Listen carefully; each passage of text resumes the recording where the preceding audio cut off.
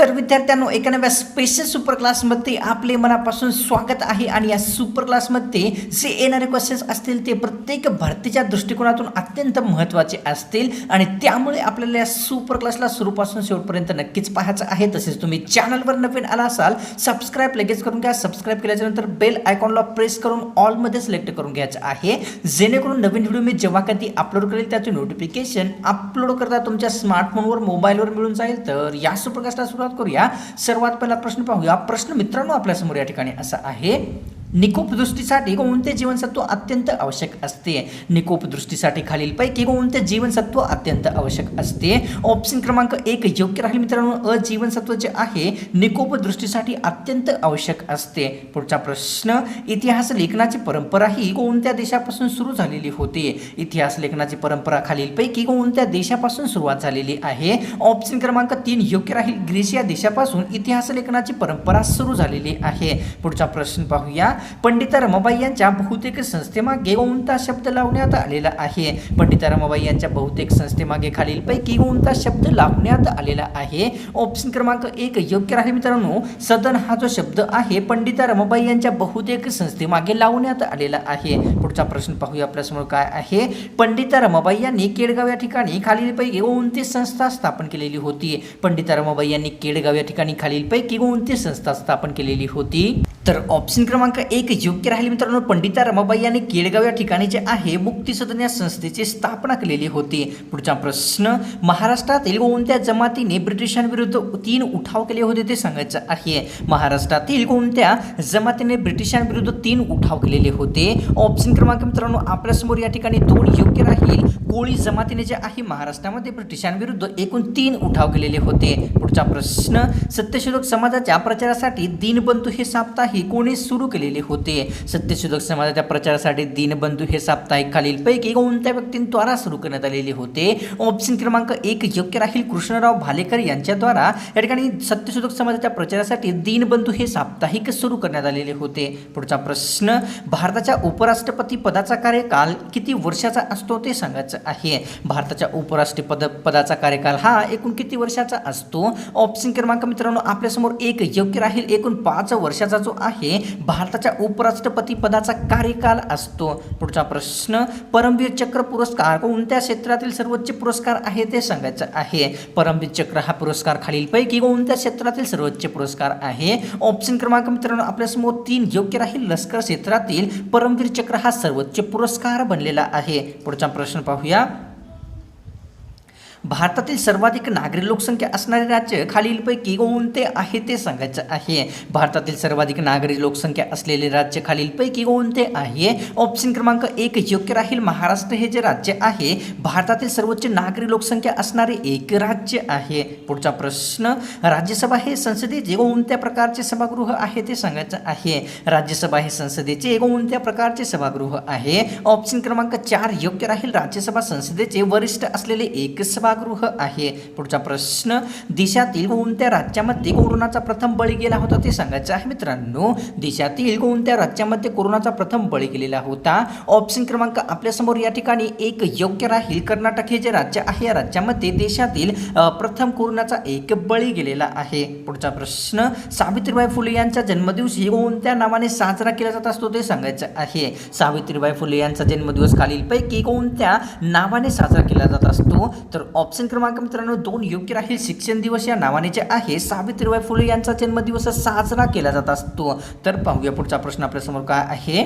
संस्कृत भाषेला राजकीय भाषेचा दर्जा देणारे देशातील प्रथम राज्य खालीलपैकी कोणते आहे ते सांगायचं आहे? संस्कृत भाषेला राजकीय भाषेचा दर्जा देणारे प्रथम क्रमांकाचे राज्य खालीलपैकी कोणते आहे? ऑप्शन क्रमांक मित्रांनो 4 योग्य राहील. संस्कृत भाषेला राजकीय भाषेचा दर्जा देणारे राजस्थान हे भारतातील प्रथम क्रमांकाचे राज्य बनलेले आहे. पुढचा प्रश्न: देशातील संपूर्ण साक्षर झालेली प्रथम क्रमांकाचे राज्य खालीलपैकी कोणते आहे ते सांगायचं आहे? देशातील संपूर्ण साक्षर झालेले प्रथम क्रमांकाचे राज्य खालीलपैकी कोणते आहे? ऑप्शन क्रमांक मित्रांनो 2 योग्य राहील. केरळ हे जे राज्य आहे देशामध्ये संपूर्ण साक्षर झालेले प्रथम क्रमांकाचे एक राज्य बनलेले आहे. पुढचा प्रश्न पाहूया आपल्यासमोर काय आहे. महिला बँकेची स्थापना करणारे देशातील पहिल्या क्रमांकाचे राज्य खालीलपैकी कोणते आहे ते सांगायचं आहे. महिला बँकेची स्थापना करणारे देशातील प्रथम क्रमांकाचे राज्य कोणते आहे? ऑप्शन क्रमांक 3 योग्य राहील. महाराष्ट्र हे जे राज्य आहे देशामध्ये महिला बँकेची स्थापना करणारे प्रथम एक राज्य बनलेले आहे. पुढचा प्रश्न पाहूया. कोणत्या ग्रंथीच्या माध्यमातून शरीराचे तापमान हे समतोल राखले जाते ते सांगायचं आहे. कोणत्या ग्रंथीच्या माध्यमातून शरीराचे तापमान हे समतोल राखण्यास मदत होत असते? तर ऑप्शन क्रमांक मित्रांनो 1 योग्य राहील. हायपोथॅलमस ही जी ग्रंथी आहे या ग्रंथीच्या माध्यमातून शरीराचे तापमान समतोल राखण्यास मदत होत असते. पुढचा प्रश्न. कोणत्या जीवनसत्वाच्या अधिक्यामुळे मुलांमध्ये चिडचिडपणा निर्माण होत असतो ते सांगायचं आहे. कोणत्या जीवनसत्वाच्या अधिक्यामुळे मुलांमध्ये चिडचिडपणा निर्माण होत असतो? ऑप्शन क्रमांक 4 योग्य राहील मित्रांनो. जीवनसत्व अ च्या अधिक्यामुळे मुलांमध्ये चिडचिडपणा हा निर्माण होत असतो. पुढचा प्रश्न पाहूया. अतिसार या रोगाचा प्रसार खालीलपैकी कशा मार्फत होत असतो? अतिसार या रोगाचा प्रसार खालीलपैकी कशा मार्फत केला जात असतो किंवा होत असतो? तर ऑप्शन क्रमांक 1 योग्य राहील. अतिसार या रोगाचा प्रसार जो आहे मित्रांनो तो प्रामुख्याने पाण्यामार्फत होत असतो. तर पुढचा प्रश्न पाहूया आपल्यासमोर काय आहे. उल्कापातकापासून निर्माण झालेले जगातील एकमेव सरोवर खालीलपैकी कोणते आहे ते सांगायचं आहे. उल्कापातकापासून निर्माण झालेले जगातील एकमेव सरोवर कोणते आहे? ऑप्शन क्रमांक मित्रांनो 2 योग्य राहील. लोणार सरोवर जे आहे उल्कापातकापासून निर्माण झालेले जगातील एकमेव असे एक सरोवर आहे. पुढचा प्रश्न पाहूया.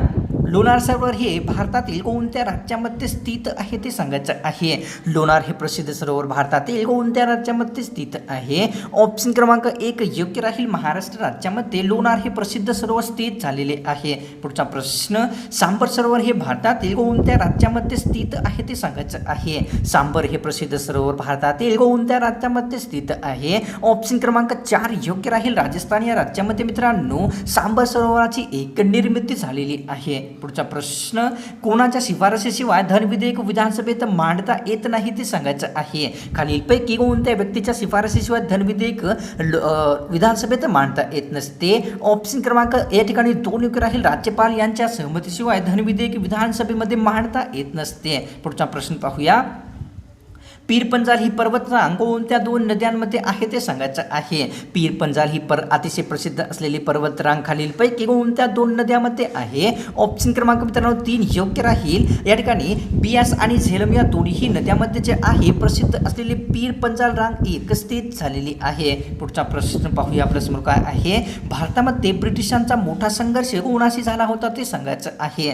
भारतामध्ये ब्रिटिशांचा मोठा संघर्ष खालीलपैकी कोणाशी झालेला होता? ऑप्शन क्रमांक 1 योग्य राहील. रामोशी यांच्याशी जे आहे भारतामध्ये ब्रिटिशांचा मोठा हा एक संघर्ष झालेला आहे. पुढचा प्रश्न.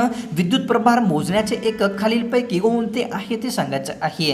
विद्युत प्रभार मोजण्याचे एकक खालीलपैकी कोणते आहे? ऑप्शन क्रमांक 1 योग्य राहील मित्रांनो. कोलम हे जे आहे विद्युत प्रभार मोजण्याचे एकक बनलेले आहे. पुढचा प्रश्न. महात्मा गांधी हे कोणत्या गोलमेज परिषदेमध्ये हजर झालेले होते ते सांगायचं आहे. महात्मा गांधी हे खालीलपैकी कोणत्या गोलमेज परिषदेमध्ये हजर होते? ऑप्शन क्रमांक 3 योग्य राहील मित्रांनो. दुसऱ्या गोलमेज परिषदेमध्ये महात्मा गांधी हे हजर झालेले होते. पुढचा प्रश्न.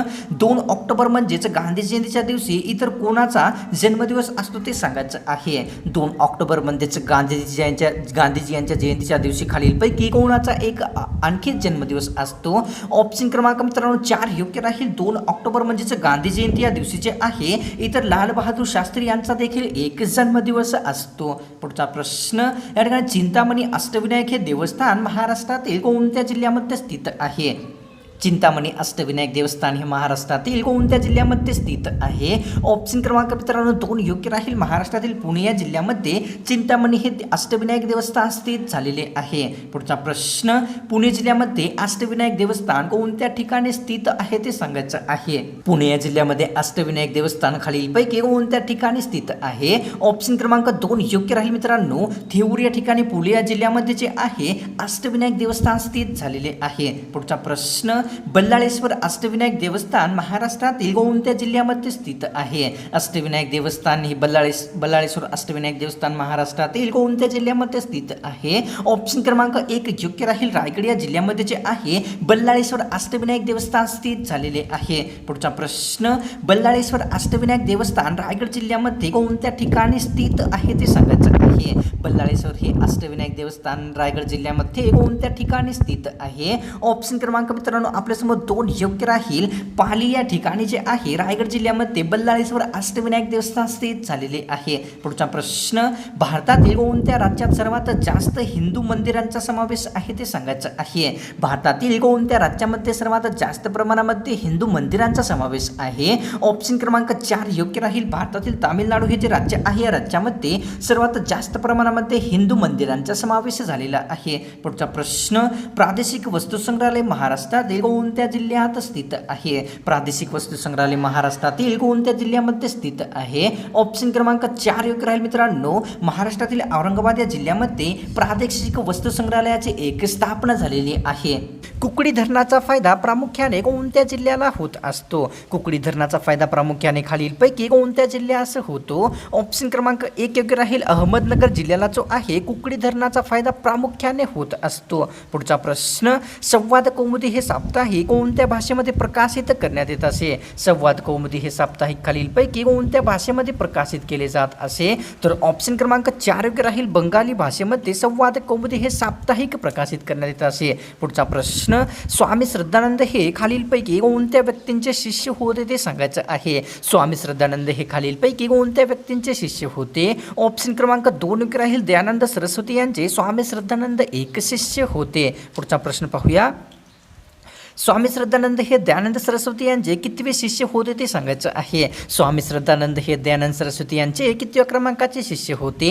ऑप्शन क्रमांक 3 योग्य राहील मित्रांनो. स्वामी श्रद्धानंद हे दयानंद सरस्वती यांचे दुसऱ्या क्रमांकाचे एक शिष्य होते. पुढचा प्रश्न, संवाद कौमुदी हे साप्ताहिक कोणत्या ठिकाणाहून प्रकाशित केले जात असे? संवाद कौमुदी हे साप्ताहिक खालीलपैकी कोणत्या ठिकाणाहून प्रकाशित करण्यात येत असे? ऑप्शन क्रमांक 1 योग्य राहील. कोलकाता या ठिकाणाहून जे आहे संवाद कौमुदी हे साप्ताहिक प्रकाशित केले जात असे. पुढचा प्रश्न पाहूया आपल्यासमोर काय आहे. भगवान गौतम बुद्ध यांचे मूळ नाव खालीलपैकी कोणते आहे ते सांगायचं आहे मित्रांनो. भगवान गौतम बुद्ध यांचे मूळ नाव खालीलपैकी कोणते आहे? ऑप्शन क्रमांक 1 योग्य राहील. सिद्धार्थ असे भगवान गौतम बुद्ध यांचे मूळ नाव होते. पुढचा प्रश्न, सल्फर हे खनिज द्रव्य शरीरातील कशाची निर्मिती करते ते सांगायचं आहे. सल्फर हे खनिज द्रव्य शरीरामध्ये कशाची निर्मिती करत असते? ऑप्शन क्रमांक 1 योग्य राहील. प्रथिनांची निर्मिती सल्फर हे खनिज द्रव्य शरीरामध्ये करत असते. पुढचा प्रश्न, सल्फर हे खनिज द्रव्य खालीलपैकी कशास निरोगी ठेवण्यास मदत करते? सल्फर खनिज द्रव्य हे खालीलपैकी कशास निरोगी ठेवण्यास मदत करत असते? ऑप्शन क्रमांक 2 योग्य राहील मित्रांनो. नखांना निरोगी ठेवण्याचे आहे सल्फर हे खनिज द्रव्य एक मदत करत असते. पुढचा प्रश्न पाहूया आपल्यासमोर काय आहे. कुकडी हा खालीलपैकी कशाचा एक अतिशय प्रसिद्ध प्रकार आहे ते सांगायचं आहे मित्रांनो. कुकडी हा खालीलपैकी कशाचा एक अतिशय प्रसिद्ध प्रकार आहे? ऑप्शन क्रमांक 4 योग्य राहील. धरणाचा जो आहे कुकडी हा अतिशय प्रसिद्ध प्रकार आहे. पुढचा प्रश्न, गावाच्या ग्रामपंचायतीचा कार्यकाल हा एकूण किती वर्षाचा असतो? गावच्या ग्रामपंचायतीचा कार्यकाल हा एकूण किती वर्षाचा असतो? ऑप्शन क्रमांक 2 योग्य राहील मित्रांनो. एकूण 5 वर्षाचा जो आहे ग्रामपंचायतीचा एक कार्यकाल असतो. पाहूया पुढचा प्रश्न आपल्यासमोर काय आहे मित्रांनो.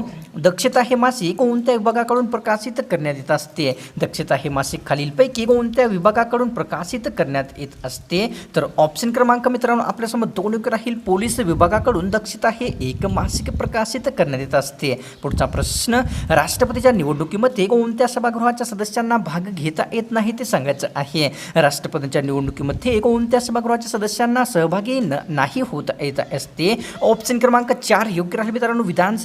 विधान परिषदेच्या सदस्यांना जे आहे राष्ट्रपतीच्या निवडणुकीमध्ये भाग घेता येत नसतो. पुढचा प्रश्न, खालीलपैकी कोणत्या एका ठिकाणी कागद निर्मिती कंपनीची स्थापना झालेली आहे? खालीलपैकी कोणत्या एका ठिकाणी कागद निर्मिती कंपनीची स्थापना झालेली आहे? ऑप्शन क्रमांक 1 योग्य राहील मित्रांनो. या ठिकाणी की भिगवण हे जे ठिकाण आहे ठिकाणामध्ये कागद निर्मिती कंपनीची स्थापना करण्यात आलेली आहे.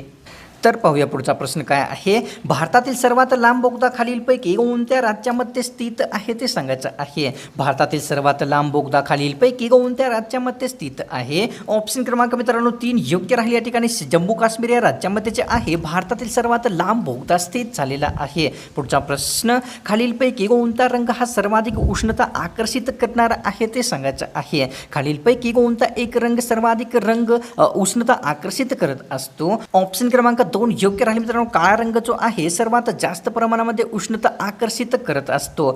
तर विद्यार्थ्यांनो आजची ही स्पेशल सुपर क्लास आपल्याला कशी वाटली. इकडे तर नक्कीच ही गॅरंटीच आहे आपल्याला ही सुपर क्लास आवडलीच आहे आणि त्यामुळे आपल्याला सुपर क्लासला सोडण्याच्या पूर्वी एक लाईक नक्कीच करायचा आहे. तसेच तुम्ही चॅनलवर नवीन असाल तर सबस्क्राईब जरूर करून घ्यायचं आहे. सबस्क्राईब केल्यानंतर बेल आयकॉनला प्रेस करून ऑलमध्ये सिलेक्ट करून घ्यायचं आहे, जेणेकरून नवीन व्हिडिओ जेव्हा कधी अपलोड करेल त्याची नोटिफिकेशन अपलोड करतात तुमच्या स्मार्टफोनवर मोबाईलवर मिळून जाईल. तर मिळतो एका नव्या स्पेशल आणि फ्रेश सुपर क्लासमध्ये.